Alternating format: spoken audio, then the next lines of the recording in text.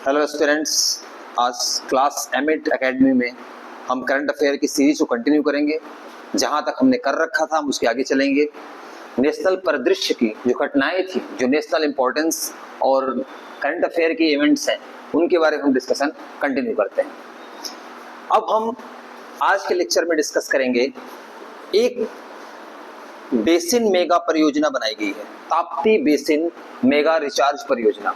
ये ताप्ती बेसिन का नाम ताप्ती क्यों है? क्योंकि ये ताप्ती नदी के आधार पर निर्मित हुआ है। ताप्ती नदी कौन सी है? ताप्ती नदी आप जानते हैं कि नर्मदा और ताप्ती दो नदियां हैं जो कि इंडिया के वेस्ट कोस्ट पे अरब सागर में जाके गिरती है। तो इसी नदी, वो ये नदी जैसे आप इंडिया के मैप में आप देखेंगे ना, तो ताप्ती नदी का फ्लो ऐसे है, इस तरफ है, नर्मदा का ऐसे है, ठीक है। तो ये ताप्ती रिवर है, इसी के ऊपर एक बेसिन मेगा रिचार्ज परियोजना बनाई जा रही है। ये क्यों बनाई जा रही है? इसका रीजन है जिससे कि जो महाराष्ट्र और मध्य प्रदेश का हिस्सा है वो इस नदी से जुड़ता है। तो महाराष्ट्र में और मध्य प्रदेश में जो सिंचाई की व्यवस्था नहीं हो पा रही, जहाँ पे सूखा है और जहाँ पे नहरों का प्रचलन नहीं हो, पहुंच नहीं बन पाई है, वहां पे ये ताप्ती बेसिन मेगा रिचार्ज परियोजना के द्वारा काम को सही बनाया जा सकता है, जिससे कि सिंचित क्षेत्रों का एरिया बढ़ेगा और वहां पे किसानों को लाभ मिल सकेगा। तो ताप्ती बेसिन में जब देखो क्वेश्चन क्या बन सकता है कि ताप्ती बेसिन किन दो राज्यों के बीच निर्मित की गई? ताप्ती बेसिन मेगा रिचार्ज परियोजना, ये जो परियोजना का निर्माण है, ये किन दो राज्यों की सहमति से हो रहा है या किन दो राज्यों के योगदान से इनका कार्य हो रहा है? तो वो है मध्य प्रदेश और महाराष्ट्र। ये आपको याद रखना है क्योंकि ये राज्य पूछेगा इसमें। देखिए इसमें और कुछ फैक्ट पूछने लायक नहीं है, उसके पीछे बैकग्राउंड में जाने का, क्योंकि एग्जाम में क्या करता है, फैक्ट सीधा पूछता है कि किन दो राज्यों के बीच में ताप्ती बेसिन मेगा रिचार्ज परियोजना निर्मित की जा रही है। तो आपको याद रखना है किसके? मध्य प्रदेश और महाराष्ट्र।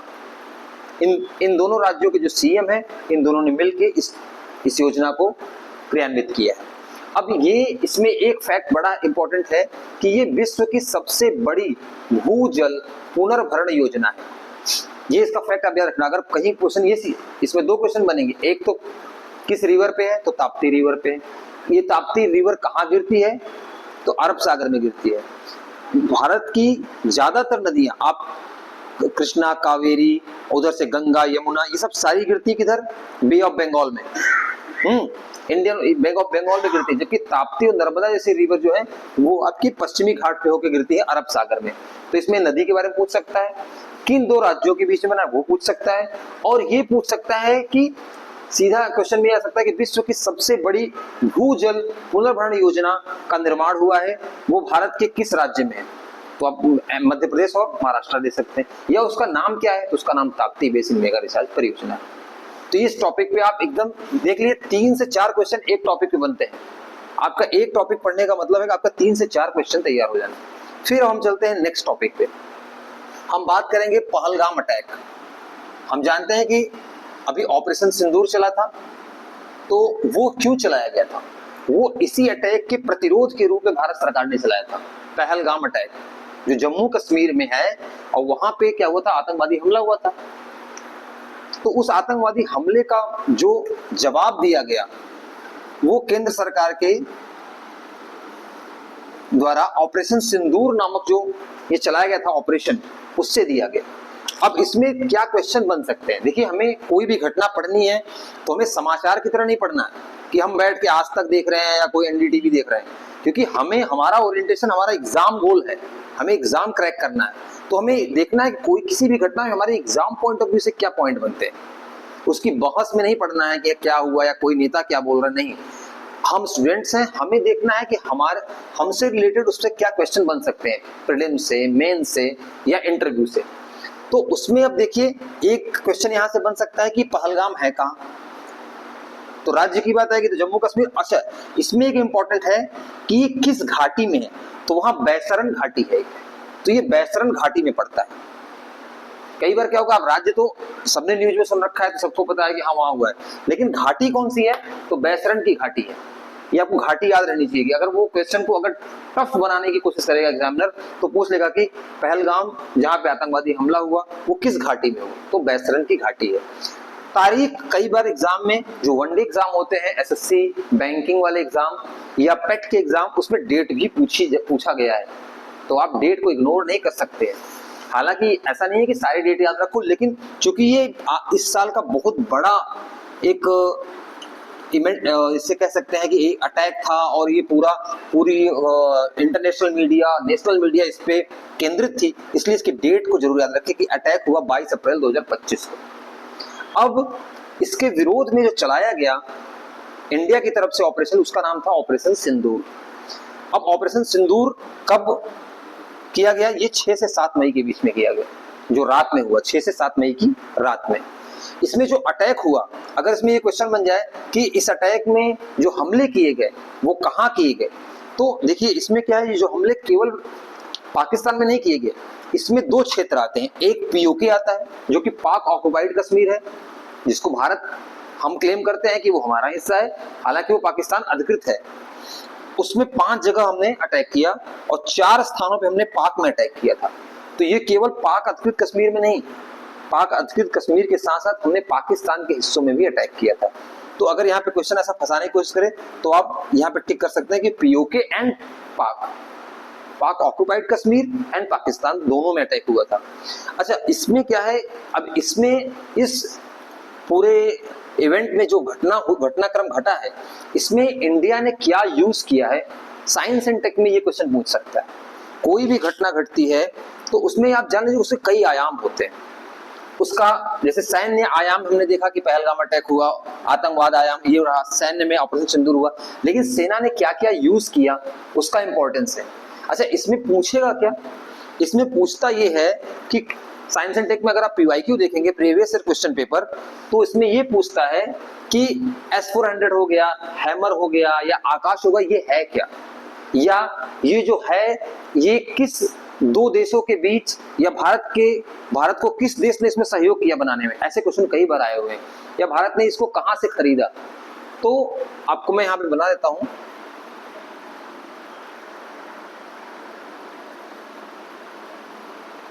कि S-400 है, ये एयर डिफेंस सिस्टम है अपना, और हैमर है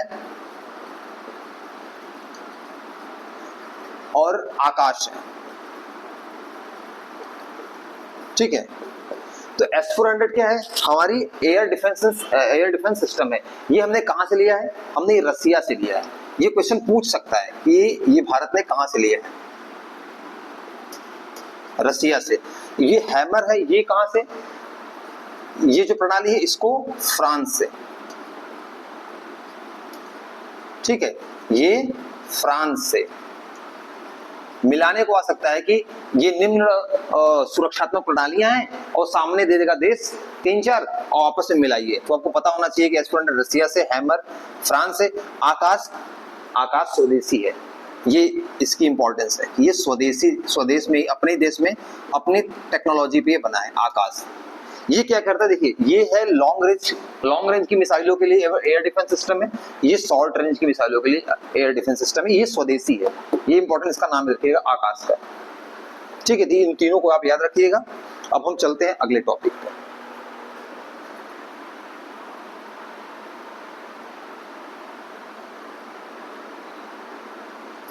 हमारा अगला टॉपिक है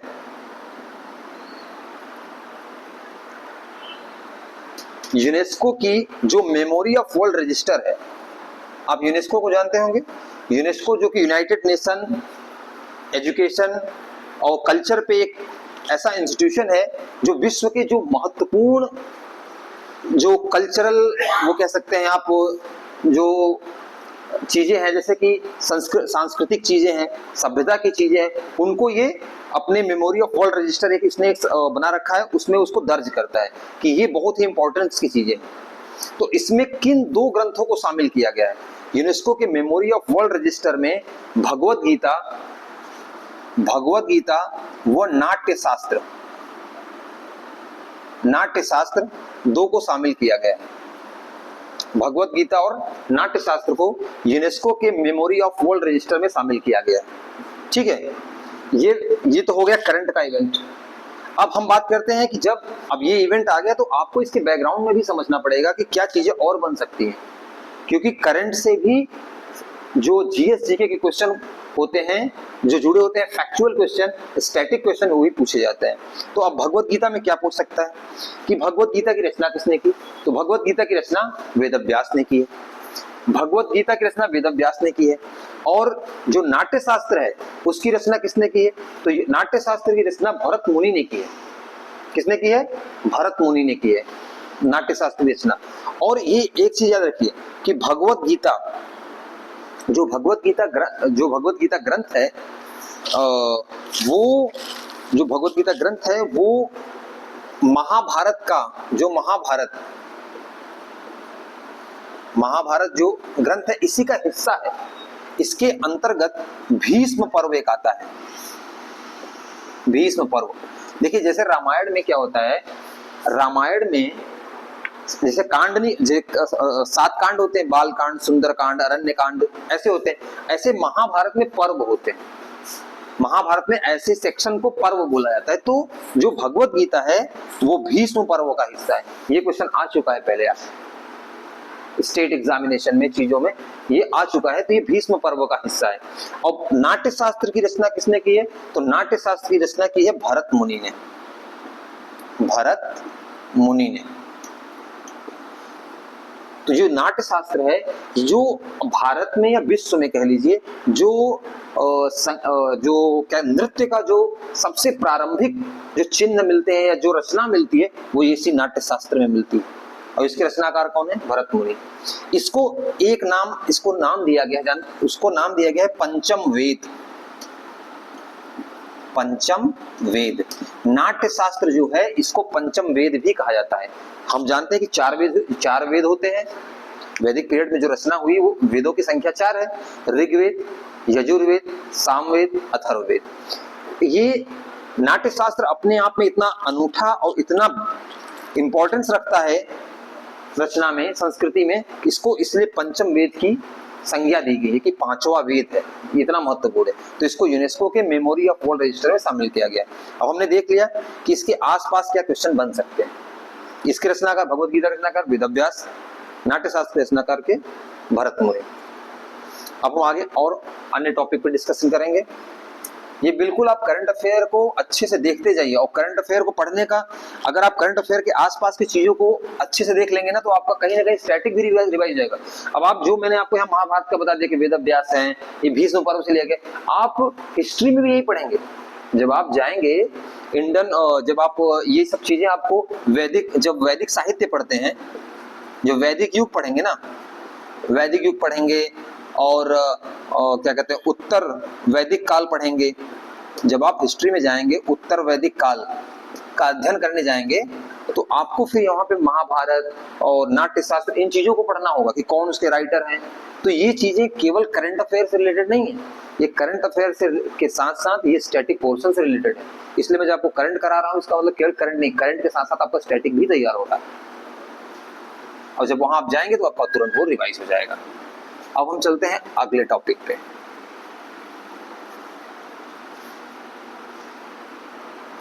और आपको करंट अफेयर में कोई दिक्कत आ रही है, किसी टॉपिक में मैंने जो पढ़ाया है कहीं कंफ्यूजन है या कोई डाउट है, तो आप कमेंट करिए चैनल पे। हमारा वीडियो अपलोड होगा हमारे चैनल पे, वहां पे आप कमेंट बॉक्स में आके कमेंट करिए कि हाँ सर हमें ये डाउट है या हमें आपसे गाइडेंस लेनी। तो आप बिल्कुल वहां पे बेफिक्र होके और आराम से उसमें पूछिए और हमारी टीम जो है वो उस पर जवाब देगी आपको। अब हम चल रहे हैं, एक यूपी से रिलेटेड एक इवेंट हुआ है। उत्तर प्रदेश में सेमीकंडक्टर यूनिट की स्थापना हुई है। कंडक्टर यूनिट की स्थापना हुई है।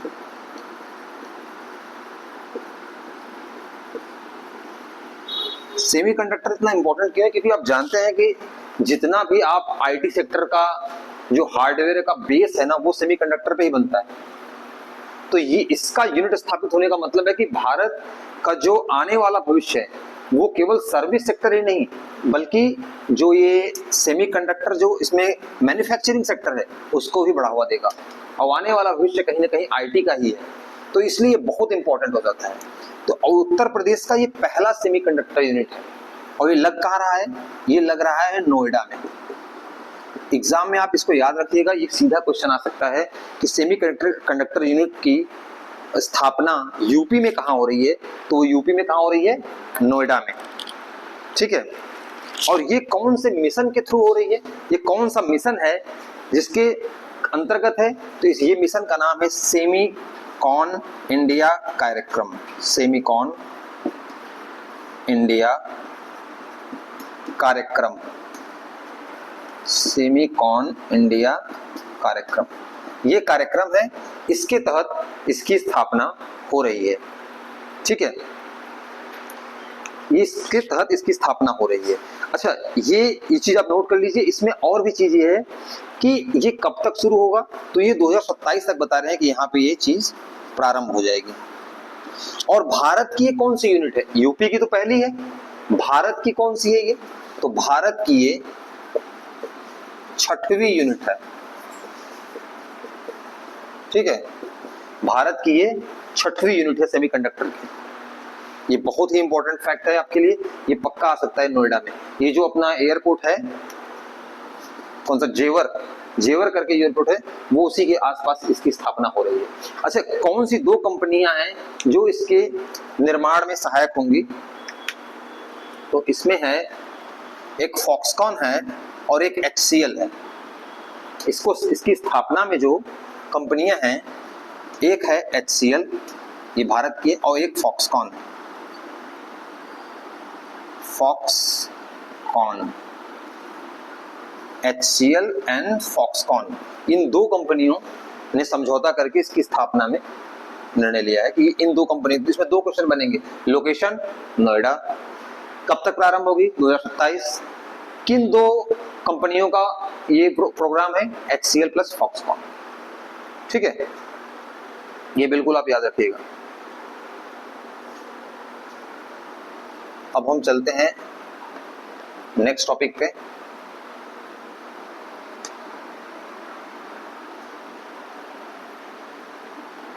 तो ये करंट अफेयर, ये किसी भी, आप कोई भी एग्जाम होगा आपका, स्टेट का, बिहार पीसीएस, यूपी पीसीएस, सब में उतना ही वैल्यू रखता है। ठीक है, अब हम देखते हैं नए टॉपिक की बात करते हैं हम। एक विझिंजम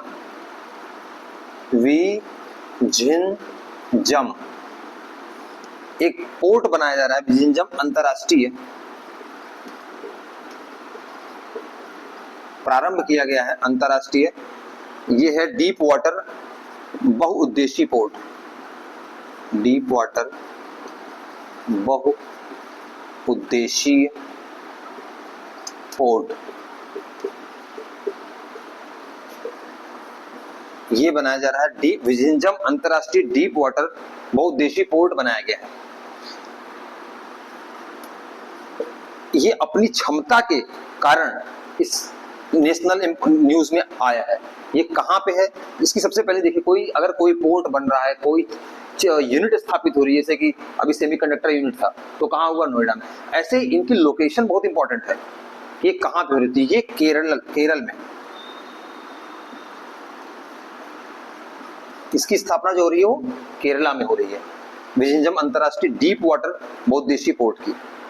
और इसकी क्या कहते हैं कि इसका उद्घाटन जो किया वो प्रधानमंत्री ने किया था। इसमें सीधा यही पूछेगा कि इसका लोकेशन कहाँ है। ठीक है, इसके लोकेशन पे सीधा बात आएगी कि इसका लोकेशन कहाँ है, किस राज्य में है। और उसके बाद इसमें एक चीज और पूछ सकता है कि ये किस कंपनी, इसमें देखिए, इसमें एक प्राइवेट कंपनी का भी इसमें भागीदारी है, वो है अडानी ग्रुप। अडानी ग्रुप, ठीक है, अडानी ग्रुप एक प्राइवेट एंटिटी की बात की जाएगी तो इसमें अडानी ग्रुप की साझेदारी है। हाँ, इस अडानी ग्रुप प्राइवेट एंटिटी है, लेकिन 2 बॉडी और भी है इसमें, 2 जो साझेदार हैं, एक है केरला गवर्नमेंट और एक है सेंटर गवर्नमेंट, केंद्र सरकार। ठीक, तो केंद्र सरकार plus Kerala government plus Adani group, इन तीनों ने मिलके विझिंजम अंतरराष्ट्रीय डीप वाटर बहुउद्देशीय पोर्ट की स्थापना की है। और ये कहाँ पे है? केरला में है, अरब सागर के तट पे है। तट पूछ से तो अरब सागर का तट है। अब देखिए ऐसा है ना, ये भारत है, ये कर्नाटका, केरला, ये है केरला का पार्ट, तो ये इसी कोस्ट रीजन में है। तो ये अरब सागर यहाँ पे है, यहाँ अरेबियन सी इसे बोलते हैं, ठीक है, अरेबियन सी है, तो इसी पे है। तो अरब सागर के तट पर है केरला राज्य में, ठीक है। तो आप इसको नोट कर लीजिए। फिर हम बात करेंगे, क्योंकि इस साल महाकुंभ आयोजित हुआ है उत्तर प्रदेश में। आप जान रहे हैं कि कहाँ आयोजित हुआ है इस बार? उत्तर प्रदेश के प्रयागराज में। तो उस पे हम डिस्कशन करेंगे, क्योंकि वो एक विश्व का सबसे बड़ा सांस्कृतिक जो क्या कहते हैं उसको पर्व था। इतनी बड़ी संख्या में शायद ही पूरे विश्व में कहीं भी ऐसा पर्व मनाया जाता हो। ये भारतीय संस्कृति की अपनी एक अनूठी विशेषता है और बहुत ही पुरानी ये परंपरा चली आ रही है।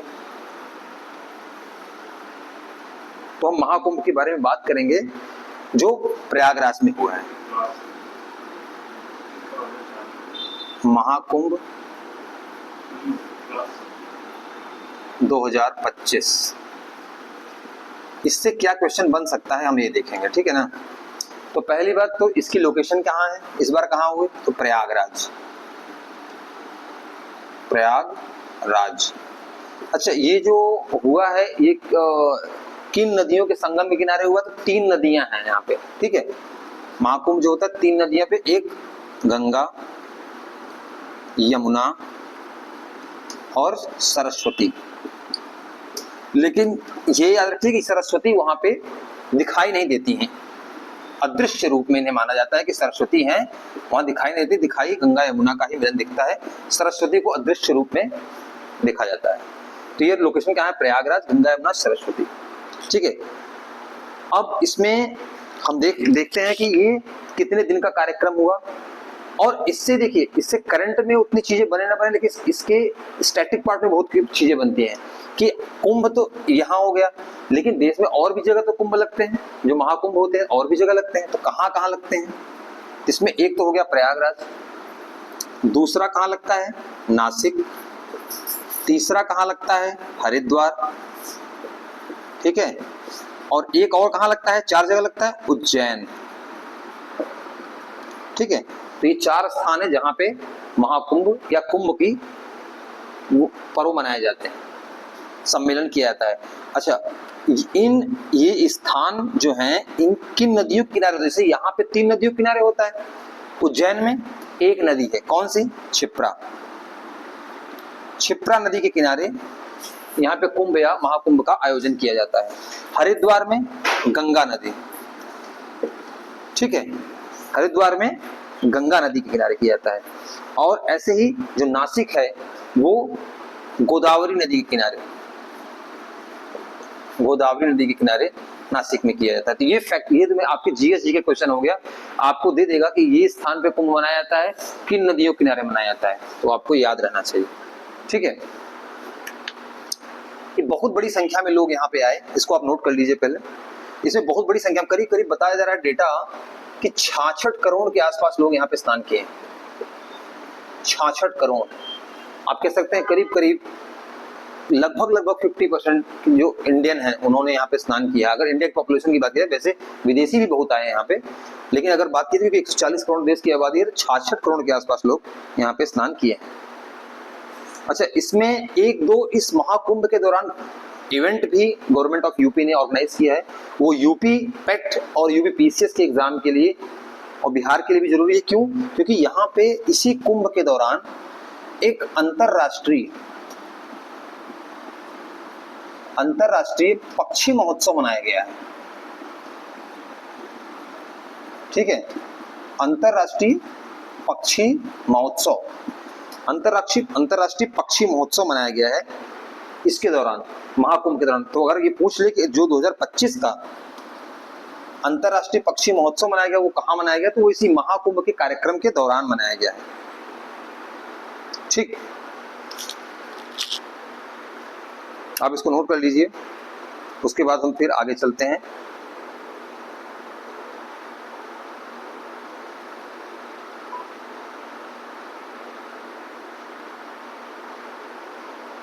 हो गया। अब आगे बढ़ते हैं इसमें हम, अब नए टॉपिक पे चलेंगे।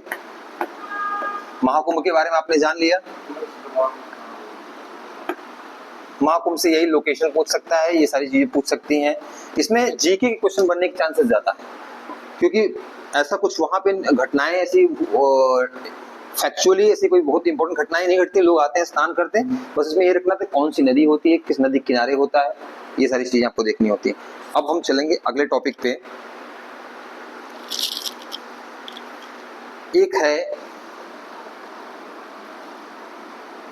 साड़ी है पट्टेदा अंचू साड़ी, पट्टेदा अंचू साड़ी।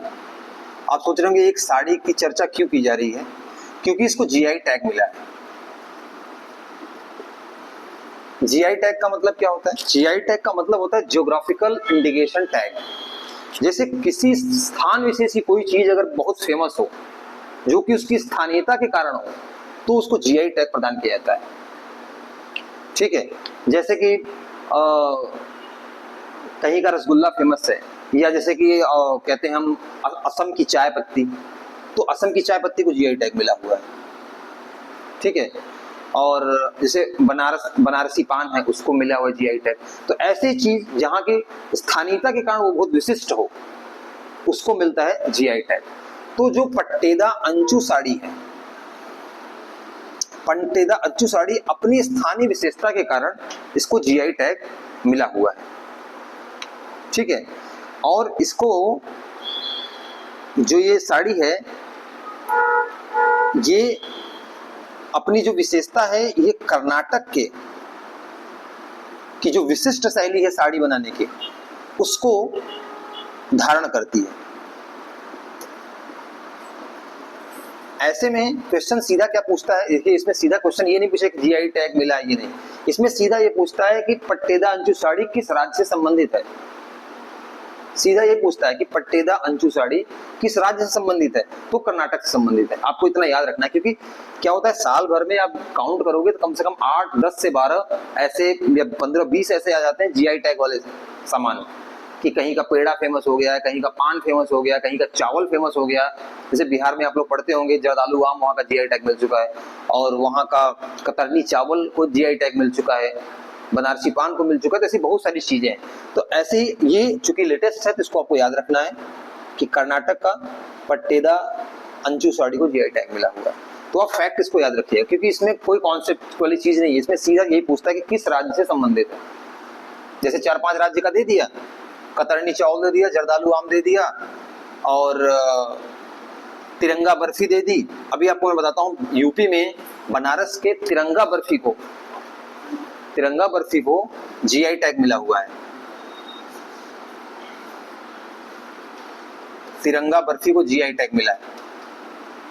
ठीक है, तिरंगा बर्फी फेमस क्यों है?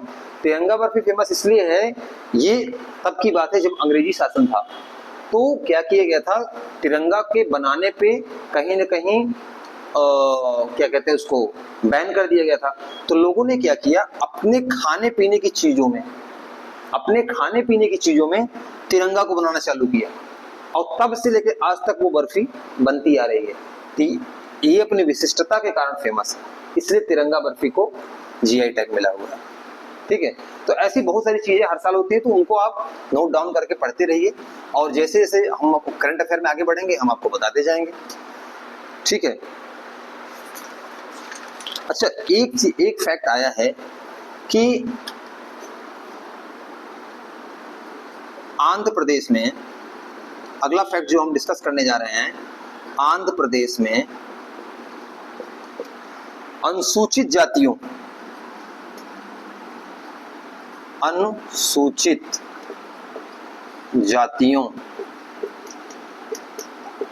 का उपवर्गीकरण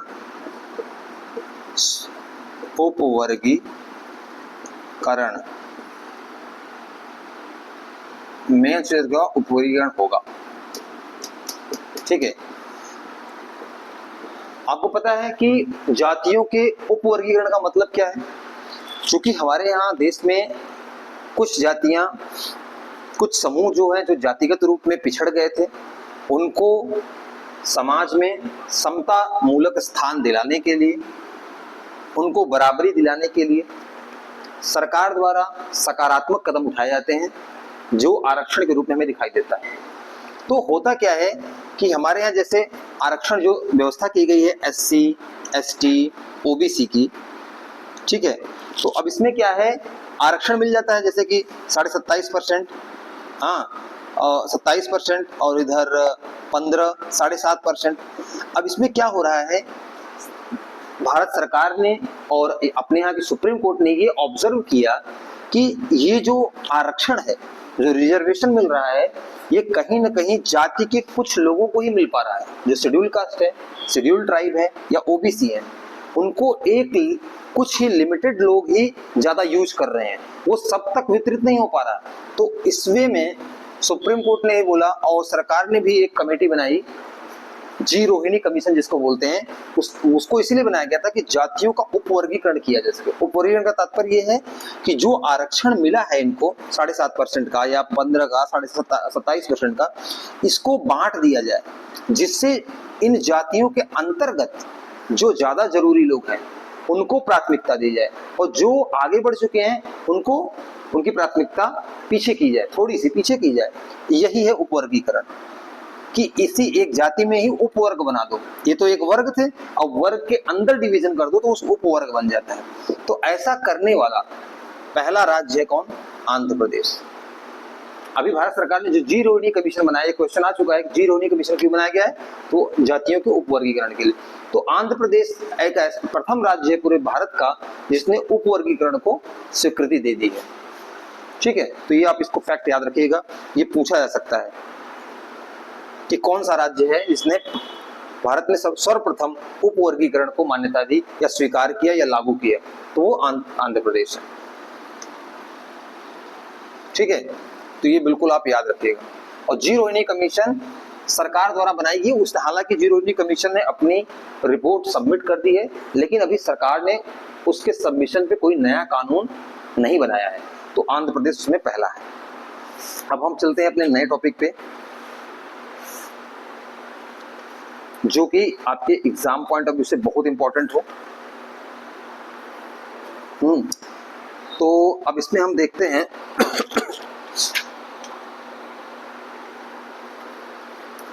इसमें हम देखते हैं कि एक बांध की बात आई है जो कि काफी विवाद में है। मुल्ला, इसको बोलते हैं मुल्ला पेरियार बांध। मुल्ला पेरियार बांध विवाद हुआ है, ठीक है, मुल्ला पेरियार बांध। ये इसमें विवाद के जो रीजन है, इसमें सबसे बड़ी क्या है कि पेरियार, ये जो वर्ड है पेरियार है ना, ये पेरियार एक रिवर है।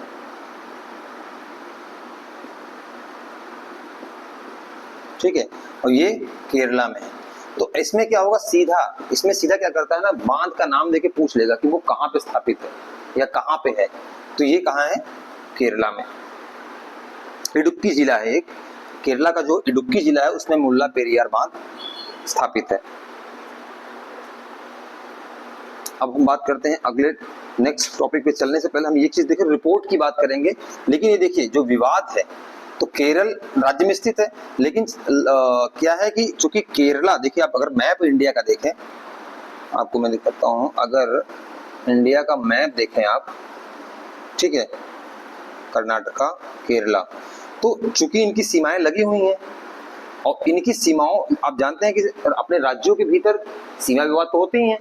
मध्य प्रदेश और महाराष्ट्र में सीमा विवाद है कुछ ना कुछ, ऐसे ही कर्नाटका और केरला में सीमा विवाद है, जिसकी इसकी कारण ही ये विवाद पैदा हुआ है। इसके रीजन में यही है, कर्नाटक और केरल का जो विवाद है उसके कारण है। और ये पेरियार नदी पर है, नदी भी पूछ लेता कभी कोई बांध का, तो ये मुल्ला पेरियार नदी है। लोकेशन इसकी यहाँ पे है भारत में, ठीक है। अब हम एक ऐसी रिपोर्ट की बात करेंगे जिसपे हर साल क्वेश्चन आता है, हर साल। आप सोचेंगे कैसा कौन सा टॉपिक है, वो है भारत वन स्थिति रिपोर्ट। भारत वन स्थिति रिपोर्ट, ये बहुत इंपॉर्टेंट रिपोर्ट है। इसमें क्या होता है, इसमें भारत में कितना वन है, कितना वन ऑफ फॉरेस्ट कवर है, कितना ट्री कवर है, हाँ, और कितना होना चाहिए, उन सब के बारे में पूरा स्टेट वाइज और नेशनल वे में पूरा दिया जाता है कि किसमें कितना कितना अपने यहाँ वनों का प्रतिशत है, वनों का कितना प्रतिशत है, भारत की भूमि है उसमें कितने प्रतिशत पे वन है, उनके बारे में ये रिपोर्ट चर्चा करती है। ठीक है, तो इसमें जितने भी फैक्ट मैं आपको बताऊंगा आप उसको बिल्कुल कंठस्थ कर लीजिएगा, याद कर लीजिएगा। ठीक है, अच्छा, इस रिपोर्ट के बारे में अगर हम बात करें तो ये इसको पहले बनाता कौन है या जारी कौन करता है, तो forest survey of India, FSI, forest survey of India, भारतीय वन सर्वेक्षण जो विभाग है वही इसको जारी करता है। और ये याद रखिए, ये हर 2 वर्ष में जारी होता है। ठीक है, प्रत्येक वर्ष में नहीं, हर 2 वर्ष पे ये जारी होता है। और इसमें हम बात करेंगे कि इस बार कुल वनावरण कितना रहा, और कुल देखिए वन का, जब हम पूरे टोटल फॉरेस्ट कवर कहते हैं तो फॉरेस्ट कवर में 2 चीजें आती हैं। ठीक है, 2 चीजें आती, एक आता है वनावरण, एक आता है वृक्षावरण। वनावरण का मतलब कि जिन क्षेत्रों को आच्छादित करता है वन, और कुछ क्षेत्र ऐसे हैं जहां वन नहीं वृक्ष हैं, तो वृक्षों को भी इसमें कैलकुलेट किया जाता है। दोनों चीज कैलकुलेट की जाती हैं फॉरेस्ट कवर में। ठीक है, वृक्षावरण और वनावरण। अब इसमें कितना कितना परसेंटेज है ये आपको हम बताते हैं। तो जो वनावरण है वो 21.67% है। जो टोटल भारत की भूमि है उसका कितना है, 21.67, और जो वनावरण है, वृक्षावरण है, वो आपका है 3.41%। 3.41%। अच्छा, टोटल इसको आप देखेंगे तो कितना हो जाएगा, 21.67, 3.41, कितना हो गया, 678,052, 25%, नियर अबाउट 25.08% हमारा टोटल फॉरेस्ट कवर है। तो आप सीधे एग्जाम में आया था कि भारत का जो वन से आच्छादित क्षेत्र है वो कितना है, फॉरेस्ट कवर कितना है, कई शब्दों में पूछ सकते हैं। सीधा कितना है, 25%। मोटे तौर पे अगर पूछा जाए तो सीधा उसका 25% है। ठीक है, तो आपको बिल्कुल ये याद रखना है कि 25% भारत की वन स्थिति रिपोर्ट के अनुसार जो अपना वन अपने एरिया पे वो 25% है। अच्छा, होना कितना चाहिए, भारत सरकार ने ये निर्धारित किया है कि हमारा जो वन क्षेत्र हो वो करीब करीब 33% तो हो, लेकिन अभी हम उस टारगेट से काफी पीछे हैं। लेकिन ये है कि सरकार और नागरिक सब इस तरफ, और जो NGO हैं वो इस फॉरेस्ट कवर को बढ़ाने में लगे हुए हैं, तो निश्चित रूप से हम कुछ साल में ये लक्ष्य को प्राप्त कर लेंगे। ठीक है, तो ये चीज का आप याद रखना। फॉरेस्ट रिपोर्ट में क्या है, वनावरण 21.67, 3.41, 25 समथिंग। ठीक है, अब ये हो गया। अच्छा, इस चीज में क्या, इसमें और भी फैक्ट बनते हैं। क्या क्या फैक्ट बनते हैं, अगर इसमें ये पूछ लिया जाए कि वनावरण में सर्वाधिक वृद्धि किसमें हुई, वनावरण में सर्वाधिक वृद्धि किसमें हुई, तो सबसे ज्यादा वृद्धि हुई है मिजोरम में। सबसे ज्यादा वृद्धि हुई है मिजोरम में। और अगर कहे कि सर्वाधिक कमी किसमें हुई है, तो सर्वाधिक कमी किसमें हुई है, वो मध्य प्रदेश में। सबसे ज्यादा अगर कहीं पे वन काटे गए हैं तो वो कौन सा क्षेत्र है, मध्य प्रदेश। सबसे ज्यादा वन वृद्धि हुई तो मिजोरम। ये 2 चीजें हो गई। तीसरी चीज, सबसे ज्यादा एरिया अगर वनों का कहाँ है, तो सबसे ज्यादा एरिया वो है वो मध्य प्रदेश में। सबसे ज्यादा अगर एरिया कहेगा तो वो मध्य प्रदेश है। और अगर राज्यों में कहे कि सबसे ज्यादा प्रतिशत वनों का कहाँ है, तो वो है मिजोरम। देखिए, इन 2 चीजों में अंतर है, इन 2 चीजों में अंतर है। यहाँ पे प्रतिशत ज्यादा नहीं है, क्योंकि मध्य प्रदेश का एरिया मिजोरम के एरिया से बड़ा है, इसलिए प्रतिशतता कम होने के बावजूद भी इसका वनावरण ज्यादा है, और यहाँ पे वनावरण जो एरिया है वो कम है, बट जितना मिजोरम का एरिया है उसके अकॉर्डिंग देखा जाए इसमें प्रतिशतता ज्यादा है। मिजोरम में करीब करीब 85% वनावरण, 85% लैंड पे वन ही वन है मिजोरम में। तो अब इसमें 4-5 क्वेश्चन बन गए, कितना है 25% आपके फॉरेस्ट कवर है, 21.6 वनावरण है, वृक्ष कभी कभी इतना ही पूछ लेता है, तो ये भी आपको याद रखना है। और 21.67, 3.41, 25%।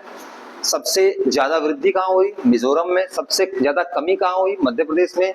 सबसे ज्यादा प्रतिशत जो क्या कहते हैं वनों का है वो कहाँ पे है? वो है मिजोरम में। सबसे ज्यादा वनावरण क्षेत्र कहाँ है? जब कहेगा क्षेत्र तो वो मध्य प्रदेश है। ठीक है, इसको आप बिल्कुल याद रखिएगा। अच्छा, इसमें कुछ पॉइंट और भी हैं, ये भी तो हमने कर दिया सर्वाधिक वाले। अब हम कर सकते हैं यहाँ पे जो सर्वाधिक क्षेत्र से ये हो गया। अच्छा, सर्वाधिक मैक्सिमम वनावरण वाले हो गए, प्रतिशत वाले हो गए, हाँ लगभग सारे इसमें टॉपिक। तो यहीं से आपके क्वेश्चन करीब करीब लगभग सारे पूछे जाते हैं आपके। मैक्सिमम, प्रतिशतता, वनावरण, परसेंटेज, ये आपके 5-6 फैक्ट बिल्कुल आप तैयार रखेगा। हाँ, एक चीज और इसमें आप कर सकते हैं कि अगर मैक्सिमम है, कभी कभी, वैसे तो नहीं लेकिन कभी कभी मिनिमम भी पूछ लेता है। अच्छा, मैं यही लिख देता हूँ, न्यूनतम में देखा जाए तो गोवा का न्यूनतम है। ठीक है, जो न्यूनतम वनावरण क्षेत्र है वो गोवा का है। और अगर इसने 3-4 स्टेट दे दे और ऑर्डर लगाने को दे दे तो गोवा, हरियाणा, उसके बाद हरियाणा का नंबर आता है न्यूनतम में, और पंजाब। यहाँ पे वनावरण क्षेत्र बहुत कम है। सबसे न्यूनतम क्षेत्र जो है यहाँ पे है, और सबसे मैक्सिमम कहाँ है? मध्य प्रदेश। हाँ, तो ठीक है, इतना आप फैक्ट तैयार कर लीजिए। तो आपकी जो वन स्थिति रिपोर्ट है वो बिल्कुल 2 वर्ष में आती है। कौन जारी करता है? फॉरेस्ट सर्वे ऑफ इंडिया, और बाकी सारे फैक्ट। अब हम चलते हैं नेक्स्ट टॉपिक पे।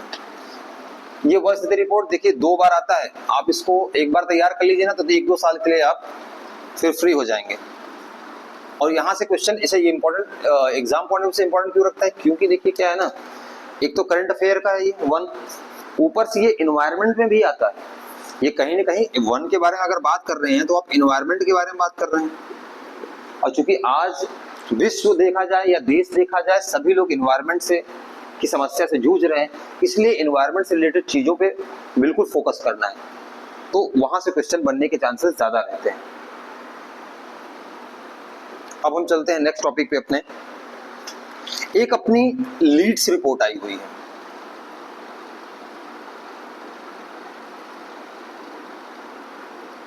Leeds report.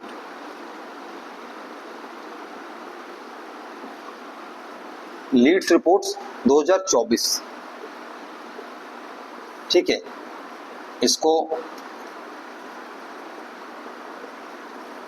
LEADS, logistic ease, ये logistic ease across different states, ये विभिन्न राज्यों के बीच में कहां पे लॉजिस्टिक आसान है, ठीक है, उसको कंपेयर करके बताने की रिपोर्ट है कि कहां पे लॉजिस्टिक की कॉस्ट जो आती है, लॉजिस्टिक का मतलब किसी सामान को पहुंचाना, परिवहन करना, उनमें जो कॉस्ट लगती है उसे लॉजिस्टिक बोलते हैं। तो logistic ease across different state report जो है वो पूरे भारत के सभी राज्यों में तुलना करती है कि हाँ कहाँ पे लॉजिस्टिक का कॉस्ट कम है या ज्यादा है। अच्छा, इसको जारी कौन करता है? इसको जारी करता है केंद्रीय वाणिज्य मंत्रालय। वाणिज्य मंत्रालय, केंद्रीय वाणिज्य मंत्रालय, इसके अंतर्गत एक विभाग है DPIIT। ठीक है, डिपार्टमेंट ऑफ इंटरनल इंडस्ट्रियल और ट्रेड करके एक डिपार्टमेंट है, इसके अंतर्गत, तो कभी मंत्रालय ज्यादातर पूछता है केंद्रीय वाणिज्य मंत्रालय या सीधा आ जाएगा DPIIT ऐसे करके, तो अब इसको याद रखें केंद्रीय वाणिज्य मंत्रालय के अंतर्गत लीड्स रिपोर्ट जारी किया जाता है और वो विभाग का नाम है DPIIT, department of promotion of industry and internal trades. ठीक है, इसको आप याद रखिए। अब इसमें कौन से राज्य हैं जिन्होंने बहुत बेहतर इसमें परफॉर्म किया है, तो इसमें देखिए इसमें 3 लिस्ट बनती है। इसमें लिस्ट बनती है कि एक बनती है अचीवर्स की, ठीक है, एक अचीवर्स की बनती है, एक फास्ट मूवर्स की बनती है और एक बनती है एस्पायर्स, जो कि अभी स्टार्ट किए हैं अपना काम करना। ठीक है, तो ऐसी लिस्ट बनती है लॉजिस्टिक रिपोर्ट में कि कौन सा राज्य कितना बेहतर कर रहा है। तो अगर स्थल रुद्ध जो लैंडलॉक हैं, देखिए जैसे क्या है अपने भारत में कुछ तो राज्य हैं जो समुद्र तट पे हैं, ठीक है, और कुछ राज्य हैं जैसे कि अपना यूपी हो गया और इधर मध्य प्रदेश हो गया, हाँ, और इधर बिहार हो गया, ये सब क्या लैंडलॉक्ड हैं, इनका तट समुद्रों से नहीं मिलता। पंजाब हो गया, ये समुद्र से टच नहीं करते हैं, तो इनकी लिस्ट अलग बनाई जाती है क्योंकि वहां पे पोर्ट वगैरह नहीं है, तो इसलिए इनकी कैटेगरी अलग है। और कुछ राज्य हैं जो कि समुद्र तट पे हैं, जैसे आपका कर्नाटका, केरला, महाराष्ट्र, तमिलनाडु, आंध्रा, हाँ, तो इनकी जो कैटेगरी है वो अलग बनाई जाती है। तो इनमें अचीवर्स और क्या है, फास्ट मूवर्स और एस्पायर्स। अचीवर्स में आपका उत्तराखंड और यूपी, क्योंकि यूपी से एग्जाम रिलेटेड है तो आप यूपी को याद रखें, यूपी अचीवर्स में आता है। ठीक है, यूपी अचीवर्स में आता है, तो उसको आप याद रखिएगा। तो ये 3 लिस्ट बनाई थी, सीधे सीधा कभी पूछ सकता है कि हाँ ये किस में आता है किस में नहीं आता है। ठीक है, तो ये कौन सा मंत्रालय, केंद्रीय वाणिज्य मंत्रालय। यूपीपीसीएस 2022 में ये क्वेश्चन आ चुका है कि लीड्स रिपोर्ट कौन सा मंत्रालय जारी करता है, तो ये केंद्रीय वाणिज्य उद्योग मंत्रालय जारी करता है। सीधा यही क्वेश्चन ही पूछ लिया था 2022 के क्वेश्चन पेपर में। ऐसी रिपोर्ट्स आपको याद रहनी चाहिए कि कौन सा मंत्रालय जारी करता है, कितनी कैटेगरी बना के जारी करता है। हाँ, क्वेश्चन में पूछ सकता है कि हाँ क्या सभी राज्यों के लिए लीड्स रिपोर्ट एक ही मानक तय करता है, नहीं, तो उसमें आपको बताना आप जाने रहेंगे तभी करेंगे कि हाँ कुछ जो तटीय राज्य हैं उनके लिए अलग से जारी किया जाता है और जो लैंडलॉक स्टेट्स हैं उनके लिए अलग से जारी किया जाता है। अब हम चलेंगे अपने अगले टॉपिक पे। अभी एक फैक्ट बहुत इंपॉर्टेंट ज्ञात हुआ है, लॉ की पुष्टि तमिलनाडु।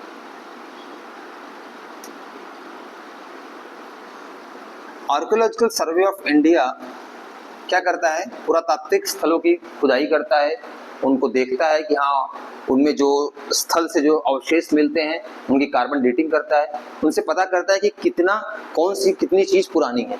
तो अभी इसी क्रम में तमिलनाडु में खनन के दौरान कुछ लौह वस्तुएं ऐसी पाई गई जहां से ये पुष्टि होती है कि लौह युग की जो शुरुआत हुई थी, अभी तक ये नहीं माना था कि तमिलनाडु में, लेकिन अब जो ये पुष्टि हुई इससे माना जाने लगा है कि जो लौह युग था, लौह युग, उसका प्रारंभ जो हुआ है वो तमिलनाडु से है। तो ये पूछ सकता है कि करंट अफेयर में कि हाल ही में एक लौह की पुष्टि हुई है जिसमें बताया जा रहा है कि वहां से ही प्रारंभ हुआ है लौह युग का, वो कौन सा राज्य है, तो आपको पता होना चाहिए वो तमिलनाडु में ऐसा स्थान मिला है जहां से ऐसे अवशेष मिले हैं जिससे ये मालूम पड़ता है कि लौह युग यहीं शुरू होता है। अच्छा, ये पता कैसे करते हैं, इसे पता करने के तरीके हैं कार्बन डेटिंग, जिसको बोलते हैं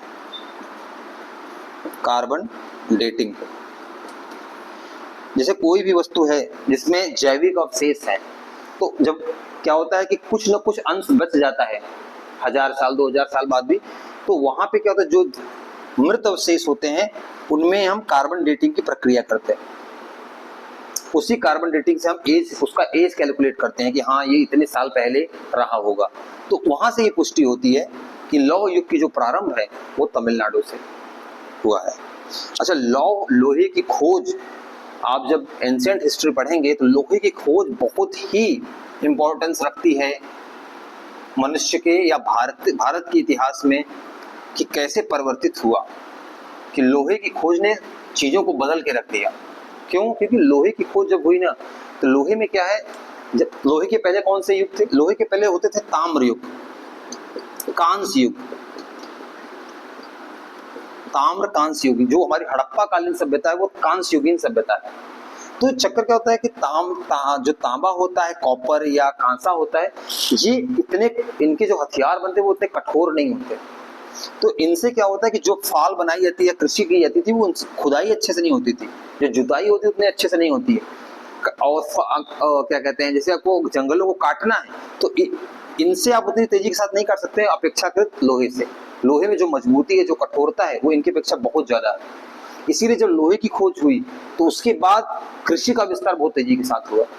उसके बाद जंगलों का कटना बहुत तेजी के साथ हुआ और जुताई अच्छे से होने लगी, जिससे कि उत्पादन बढ़ा।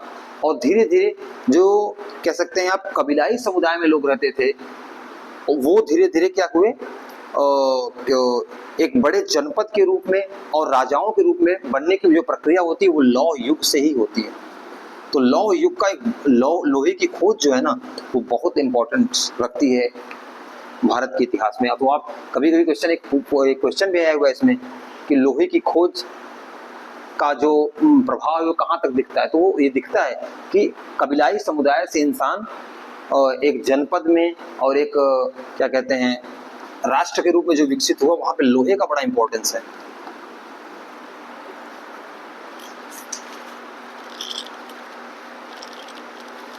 अच्छा, एक अभी अपना सौर गांव घोषित किया गया है भारत का पहला सीमावर्ती, फर्स्ट सीमावर्ती सौर गांव। सौर गांव से तात्पर्य क्या है, समझ रहे हैं आप? सौर गांव से तात्पर्य ये होता है कि जहां के विद्युतीकरण का जो आधार है वो सोलर सिस्टम पे बेस है। तो ये है मसाली, इसका नाम है मसाली। आप इसको देखिए, याद रखिए, एग्जाम में सीधा पूछ लेता है, ऐसी चीजें बहुत पूछता है वो, कि भारत का पहला सीमावर्ती सौर गांव कौन सा है, तो ये मसाली है। ठीक है, और ये पड़ता कहाँ है? ये पड़ता है आपका गुजरात में। हालांकि राज्य जरूरी नहीं है, लेकिन ये गांव का नाम याद रखिएगा आप। गांव का नाम कई बार ऐसे क्वेश्चनों में सीधा पूछता है कि पहला ये है। जैसे मोढेरा के बारे में पूछ लिया था, जो मोढेरा का सूर्य मंदिर है, वहां के बारे में पहला सौर शहर कौन सा है। तो ऐसे ही क्वेश्चन बनते हैं। भारत का पहला सीमावर्ती सौर गांव है वो मसाली है।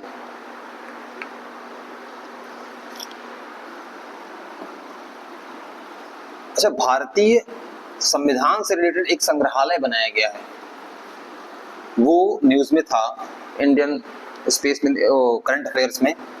भारतीय संविधान संग्रहालय, भारतीय संविधान संग्रहालय,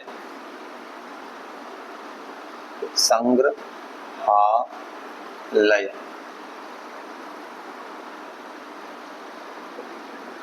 भारतीय संविधान, अब तो आप जीएसजी के में ये बहुत इंपॉर्टेंट टॉपिक है।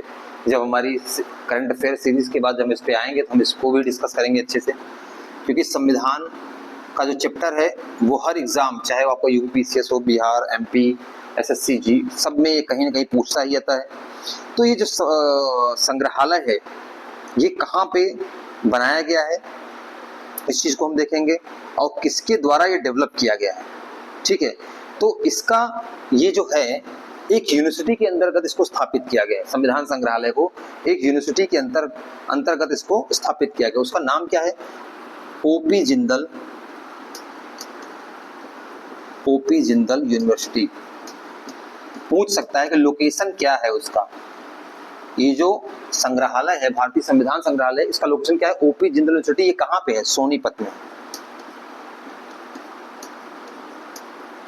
ठीक है, तो संविधान से रिलेटेड जो चीजें थी, जब हमारी संविधान सभा बनाई गई, जो 26 जनवरी 1950 को हमने संविधान लागू किया, उसको बनाने में एक अच्छा समय लगा था। 2 वर्ष 11 माह 18 दिन ये आप याद रखिए, आपको पॉलिटी में काम आएगा। अब यहाँ बात उठी तो मैं डिस्कस कर दे रहा हूँ। 2 वर्ष 11 माह 18 दिन में पूरे संविधान की रचना की गई थी। तो इस संविधान से रिलेटेड जो चीजें याद रखने लायक चीजें हैं, उन्हीं के लिए संग्रहालय बनाया गया है। तो ये संग्रहालय कहाँ है? सोनीपत में है, ओपी जिंदल यूनिवर्सिटी के कैंपस में ये रखा गया है इसको। ठीक है, तो आप संविधान को 2 वर्ष 11 माह 18 दिन में बनाया गया था। कब लागू किया गया था? अब बात उठी तो हम चर्चा करते हैं। 26 जनवरी 1950 को, 26 जनवरी 1950 को इसको पूरे भारत में लागू किया गया था। और जो अपना संविधान है वो इंडिया का सुप्रीम लॉ है, संविधान से ऊपर कोई नहीं है। कई बार क्वेश्चन में पूछता है अब कि भारत में सर्वोच्च कौन है।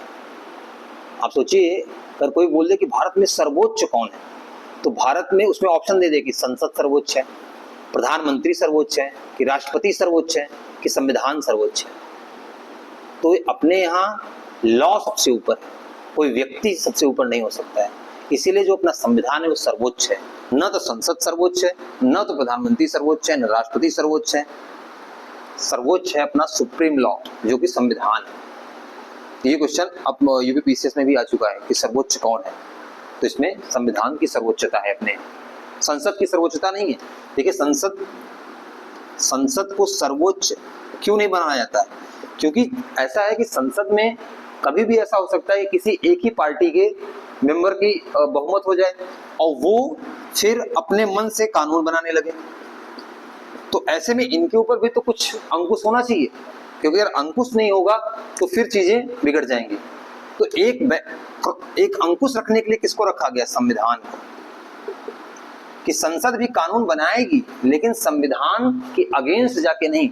जो संविधान की आत्मा है, जो संविधान का बेसिक स्ट्रक्चर है, उसके खिलाफ जाके संसद भी नहीं काम कर सकती। तो ये चीज है।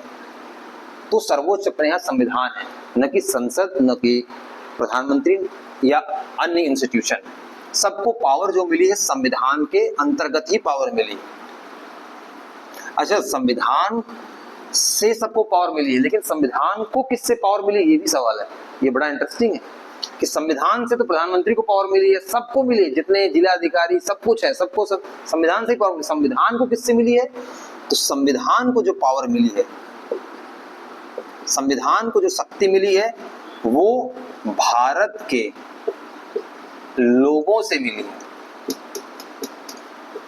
ये जो वर्ड है ना, we the people of India, जब हम संविधान पढ़ते हैं उसमें सबसे पहला शब्द यही लिखा गया है, हम भारत के लोग, कि हम भारत के लोग इसको बना रहे हैं, अब हमें इसमें रहना है। तो ये जो शब्द है ना, इसी ने इस संविधान को ताकत दी कि हम भारत के लोग भारत को संपूर्ण प्रभुत्व संपन्न लोकतांत्रिक गणराज्य बनाएंगे, और उसमें ऐसा देश बनाएंगे जिसमें सबको न्याय मिले, सबको समानता हो, हाँ, सबको स्वतंत्रता हो। तो यहाँ से ही इस संविधान को ताकत मिलती है। तो अभी जब चूंकि संविधान संग्रहालय की बात उठी थी, तो इसके बैकग्राउंड में जाना जरूरी था, क्योंकि यहाँ से क्वेश्चन बन सकते हैं। तो ये संविधान लागू कब हुआ? 26 जनवरी 1950 को। ठीक है, अब हम चलते हैं आगे अपने टॉपिक पे, जो कि इंपॉर्टेंट टॉपिक है नमो ड्रोन। एक योजना केंद्र सरकार ने चलाई है, केंद्र सरकार की एक योजना है नमो ड्रोन दीदी योजना। ठीक है, इसमें क्या है? ये जो ड्रोन दीदी योजना का कॉन्सेप्ट है, ये है कि किसानों के जो खेत हैं उनमें ड्रोन के थ्रू जो एग्रीकल्चर फर्टिलाइजर हैं या पेस्टिसाइड है, फर्टिलाइजर मतलब कि आपका रासायनिक उर्वरक या कीटनाशक है, उनके छिड़काव के लिए ड्रोन का प्रयोग ज्यादा आसान होता है, ऊपर छिड़कता है। तो ये ड्रोन चलाएगा कौन? तो सरकार ने क्या किया, एक योजना के तहत लड़कियों को, जिससे कि महिला सशक्तिकरण हो सके, लड़कियों को एक नाम दिया कि ड्रोन दीदी, कि उनको ट्रेनिंग दो ड्रोन चलाने का, जिससे कि वो खेतों में जाके उर्वरक का छिड़काव और कीटनाशक के छिड़काव में अपना मदद सहयोग दे सके और इनकी भी आय बढ़ सके और ये सशक्तिकरण के रास्ते पे चल सके। तो इसी योजना का नाम है नमो ड्रोन दीदी योजना। ठीक है, तो अगर पूछ ले कि नमो ड्रोन दीदी योजना क्या है, तो यही है कि जो फर्टिलाइजर या कीटनाशक का खेतों में छिड़काव करने के लिए जो है वो केंद्र सरकार की तरफ से ये योजना चलाई गई है। अच्छा, एक चीज है इसमें, ये केंद्र सरकार की तरफ से, तो क्या इसमें राज्य सरकार का भी कुछ सहयोग है? क्योंकि जो केंद्र सरकार की योजनाएं होती है उसमें राज्य सरकार का सहयोग होता है, लेकिन इसमें नहीं है। तो ये कैसी योजना है? केंद्रीय क्षेत्रक योजना। केंद्रीय क्षेत्रक योजना, सेंटर सेक्टर स्कीम्स, इसे बोलते हैं सेंटर सेक्टर स्कीम्स। इसमें जितना पैसा होगा वो कहीं ना कहीं केंद्र सरकार ही खर्च करेगी। तो नमो ड्रोन दीदी योजना क्या है? ये, ठीक है।